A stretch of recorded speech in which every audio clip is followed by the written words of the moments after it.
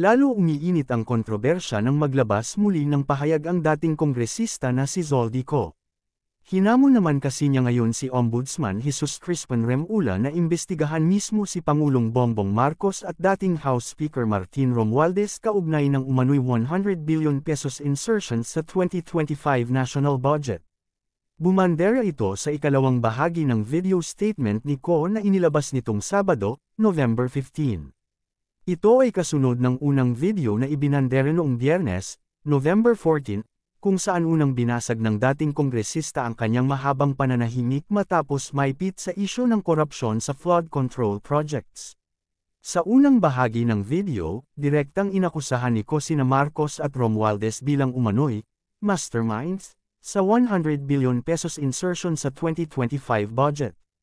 Ipinakita rin niya ang listahan ng mga proyektong umano'y ipinadagdag ni Marcos sa pamamagitan ni Romualdez, Budget Secretary Amenyo Pangandaman, at Presidential Legislative Liaison Office Chief Adrian Bersamin, sa Bicameral Conference Committee level.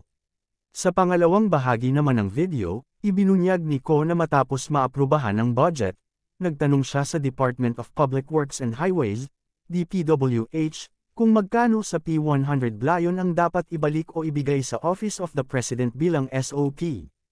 Ang say niya na iniulat ng Inquirer, "What they told me is 25%. It means that 25% of the 100 billion pesos is the SOP that should be given to BBM. In total, 25 billion pesos went to President Bongbong Marcos." Kasama rin sa kanyang pahayag ang mariing pagtanggi na tumanggap siya ng kahit anong halaga mula sa naturang insertions. "I received no money, and all the insertions went to the President and Speaker Martin Romualdez," giit niya sa video. Sinabi rin niya na ang tanging papel nila at ng kanyang mga tauhan ay ihatid ang pera sa umano'y mga tahanan nina Marcos at Romualdez sa North at South Forbes Park at maging sa Malacanang. Ipinakita rin sa video ang mga litrato ng ilang bagahe na umano'y naglalaman ng cash bilang bahagi ng kanyang records ng mga nai-deliver na pera. Dagdag pa ng dating mambabatas, totoo umano ang sinabi ni Orly Gateza, dating security consultant ni Ko, na personal itong nag-deliver ng mga bag na may pera sa Malacanang at Forbes Park. Magugunitang si Gateza ang iniharap bilang surprise witness ni Senador Rodante Marcolita sa Senate Blue Ribbon Committee hearing noong September 25. Dahil dito, muling hinamon ni Ko si Ombudsman Remulla na panindigan ang nauna nitong pahayag na handa nitong imbestigahan si Romualdez kung may ebidensya. He should now prove his statement that he will investigate his fraternity brother and his friend, Speaker Martin Romualdez, if he truly intends to fulfill his duty, sambit ni Ko.